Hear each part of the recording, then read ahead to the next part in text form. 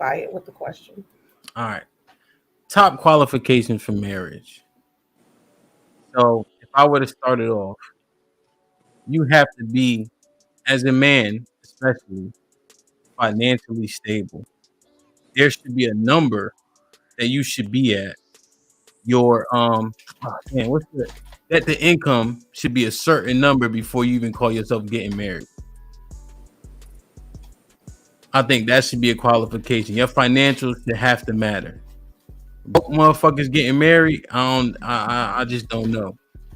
Or you have to have some type of trajectory. Somebody need to vet it out. Your valuation got to be a certain amount.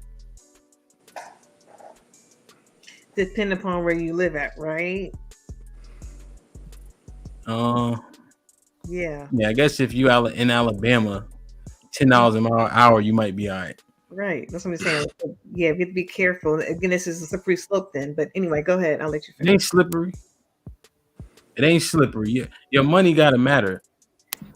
Because it matters so much to women. Yeah. No, I get it. I'm just saying, but you have to make a certain amount. Well, what is that amount then? And is that it would be cost of living wherever you at. All right. Well, okay. So ladies, if that, I mean, I know obviously you want a brother with some money, but if he didn't have the bread and all the other intangibles are there, does that automatically negate the situation? Is he like, nah, we can't, he's not marriage material? Does that strip him of being quality man of marriage? Depends. Are you trying to be in a traditional marriage or a modern marriage? Or what's your plan? Okay, I'm just asking. Okay, Hip, are we doing this based upon our personal preferences or just the general idealistic things of what marriage should contain? So I'm going more idealistic, but I think personal has to matter.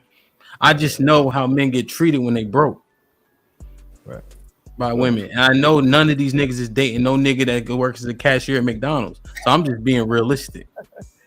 They're Chief. Remember how you had a high IQ until you said something that they didn't like? AIQ ain't that high to where they can say, you know what? I could see through this motherfucker and give me my change back. They're not gonna see through that shit. It's a good point, brother.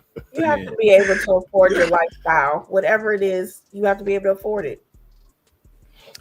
So for a woman to live, again, because it's different as from person to person. Some women live off, the meek lifestyle, so they don't really require much. So that's why I'm asking: is that really, in terms of finance, like if you live a meek lifestyle, you're not really into all of it? Then is that? I don't know, because I'm just curious. That's all. I mean, so I just think it depends on. I think, as they stated earlier, depends on where you live, because somebody in Alabama, their vacation may be going to the dock, and renting a boat. And that might just be what they do culture wise. And that's just part of their lifestyle. That's part of, you have to be able to afford to do that. Whereas somebody else might say, I'm used to going to Paris every year and my lifestyle includes traveling, foreign travel every year. A man has to be able to afford the lifestyle. I think we did talk about flying that girl out when we had that conversation about blue water and stuff.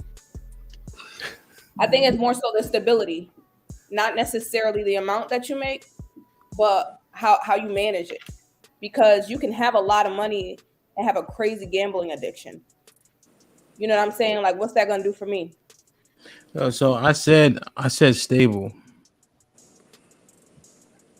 Okay. I was just answering Chief's question. Okay. Yeah. Well, what other qualifications? So y'all think so? Is money a good one? And it has to at least be on some type of trajectory. Yes, money matters. Okay. Does it matter if she got money? It depends. Are you modern? Are you? Yes. No. Yes, Steve, but in a bad way. Yeah, I'm throwing out hypotheticals because didn't Britney Spears marry a dude who was I know it's different. That ain't the top, but I'm saying, didn't she marry a dude off the street who wasn't really nobody? She had the bread. Yeah, I'm saying, wasn't he like a you know what I'm saying? He played tennis for half a second. Yeah. No, it matters, but it matters. So if a nigga get it with a woman that's the breadwinner, he got to be careful. Man. So I got a question though. So when we coming up with these qualifications, it seems like we're making the qualifications based on where people are at now and how the majority move, when I think that's going to be the issue. I think the qualifications shouldn't necessarily match what people are looking for now if it's going to be done correctly, right? So like, because men prioritize the things that they prioritize, and because women prioritize the things that they prioritize, is the reason why marriage is failing, period. Does that make sense? It makes sense, except for women being hypergamous since you can remember. They always wanted to marry the top nigga who's winning the battles, the top general, the king of kings. That's who they would go to and fight over. So that hasn't changed since the beginning of the time. I think it also depends where in life you meet your significant other. To Adrian's point, like I met my husband in college, and even before we were even talking something, I was just like, okay, I'm in this space, I'm in an environment where there is potential all around me. That matters. There's growth. So you're on the right track to be in school, to go ahead and have yourself a career, so there's stability. Then I also think loyalty is a qualification too. So can we set like parameters? Like, isn't the average marriage age 28, 27? Like the average person gets married around 27 years old? I think it's a few years difference for men and women. Okay. I think it's like 28, 29 for women. I think it's like 34 for men, maybe. Really? Somebody can look it up. I could be totally wrong. Check it out real quick. But like Alex said, to Alex's point, it's like it depends on where you're like, you're meeting somebody. Like all of us, we're at our big age now. So of course financials are gonna matter, because we're not in our 20s still trying to build and figure things out. Don't get me wrong, it's a lot, we all trying to figure shit out, but it's not like when you're in your 20s and you're free balling and shit. Like we all at our big age where we need somebody that actually know what they're doing with their money. Do you think that has to do with being older, or that should just be a qualification period? I think it has to do with a standard of being older. Like, I mean, you don't want to come across a man that's in his 40s and he still doesn't have a plan. So to that point, on the contrary, would you advise that a younger woman marry a younger man who doesn't have a plan? If y'all fit, I believe in people sticking within their caliber. If you ain't got your shit together and you find somebody else that ain't really there and y'all figure it out together, by all means. Like, majority of the time what it is men can pay for women to, work their way up. Like I've seen that happen often. The older men take the younger woman and build her up. They mold her how they want to. But yeah, I think people stick in their caliber. I have to disagree with that, because that is like that 50-50 concept. And I don't believe that that's a real thing in marriage. Where it's like, we're the same. You know what I mean? Does that make sense? Do you believe that it grows, it can change throughout your relationship? I think I'm more so what I'm saying starting off before the marriage. I'm thinking like as a qualification for marriage, as in pre-marriage. Like we're not married yet. That's where I'm speaking from, a point where we're not even married yet. True, but if the man's supposed to be the leader, he should have a plan. Like that's a slippery slope if you connecting yourself. That also comes with age. That's why I'm saying it. I don't think so though. So I think then at that point you're not ready for marriage. So is the primary concept of leadership based off finances though? So like if you well off, all y'all, you well off, money's never gonna be an issue for you. If a man is not in a similar caliber, you wouldn't consider him? Well, I think speaking of what Hamp said, financially stable is something completely different from that. It's not about who makes more money, or when you're a millionaire and you're marrying me and I only make 80,000. If he can manage that 80,000 well, and he's stable with that 80,000, that speaks more to his character, and that speaks more to his financial, like how responsible he is financially. That's what I take from that. Is he still trusted and respected as the man of the house? Well, that would be for a millionaire to answer. I can answer. No. No, hell no. You know that. I mean, come on. Big piece of chicken. Do I need to go any further? Come on. And that's the problem, Chief. Women want to level up. That's that. I mean, that just is. It's natural to them to want to go up. They feel like they're going down if they making, $500,000 a year and you making 80,000. Yeah, but that I'm so let's put it like this. I would absolutely try to go holler at a millionaire without a shadow of a doubt and be confident in doing so, and still believe that I'm supposed to be like the man of the house. Would I be viewed differently because I don't make as much as she does? You dig what I'm saying? Yes, she will, because she won't. What happened in that situation with Adrian? Adrian was like, I can't take you to Greece. Like, this is not what I'm about to do. Like, I can't take you to Greece, so I don't know. Wow. So at that point, you are looked at differently because that's her lifestyle. That's how she lives. Mm-hmm. And if you can't do that, you're gonna be the modern man.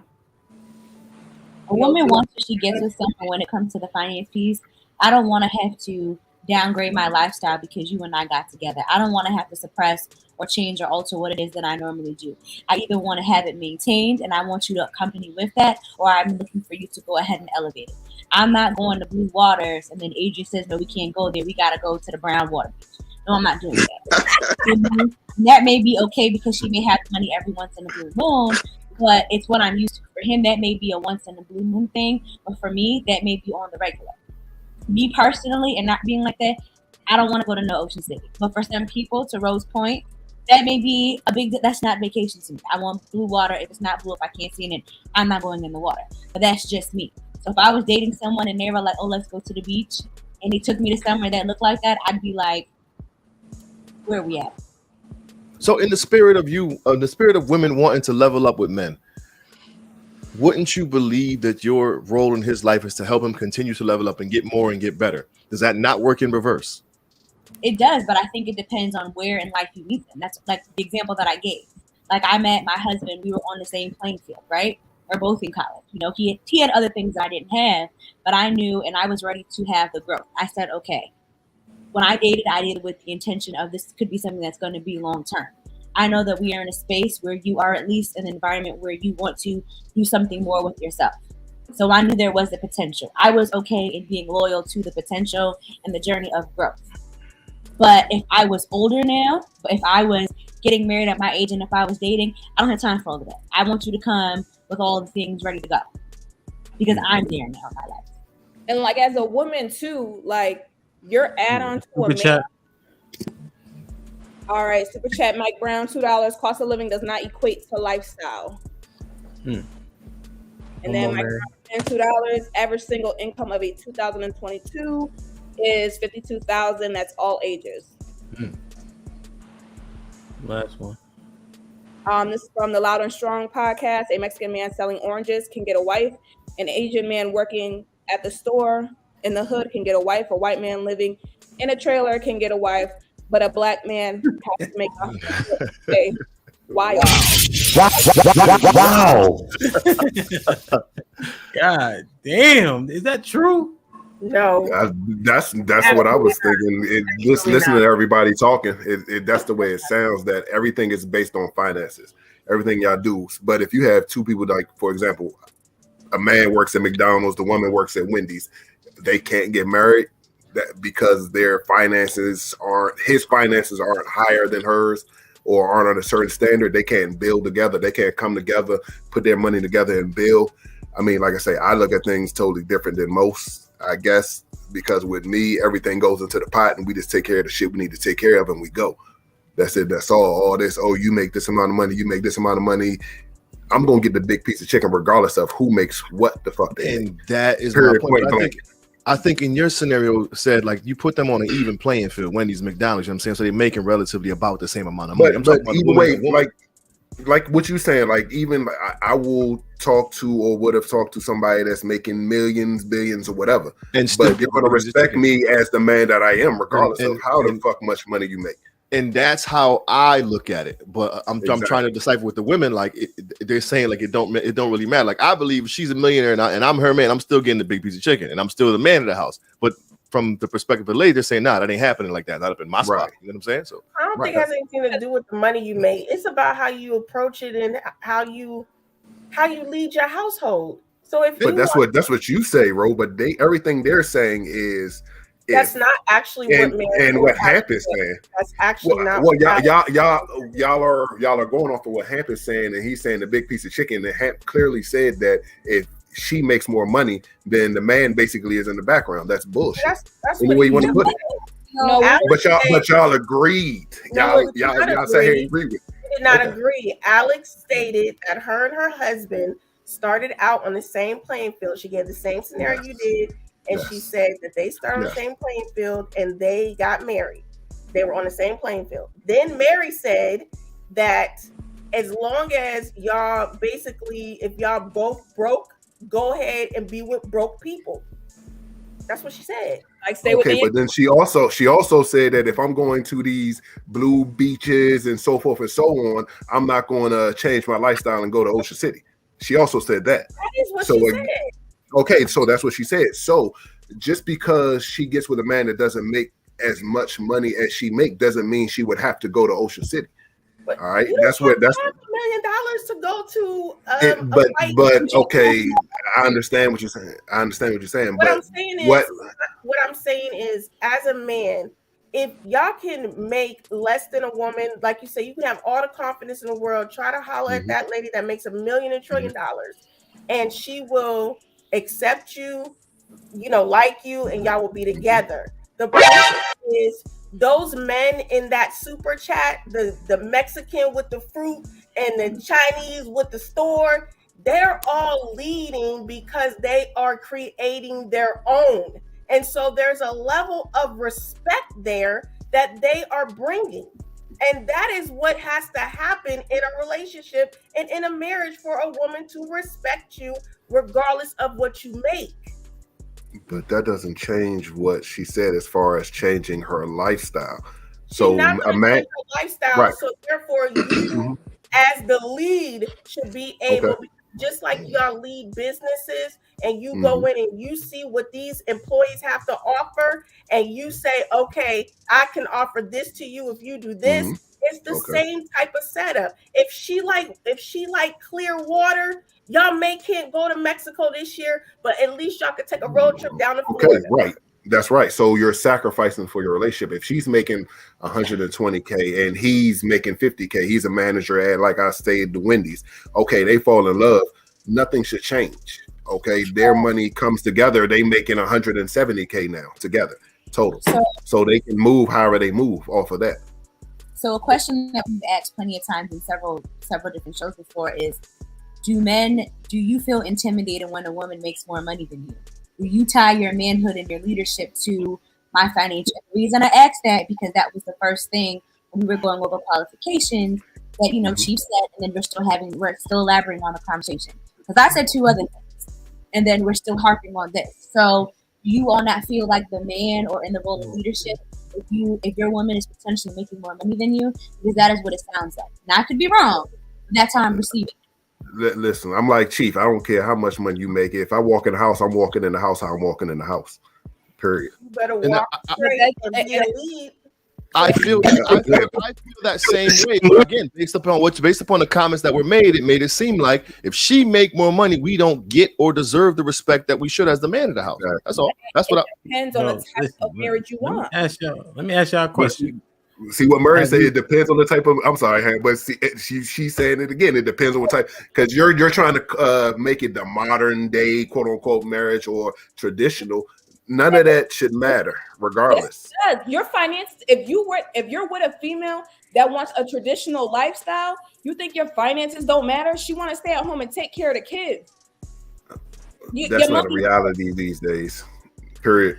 It's not a reality. It's not. It's not a again. You're looking at a certain percentile of people that are making a certain amount of money to where that can happen. Oh, okay. And how many people we got on this panel doing that right now?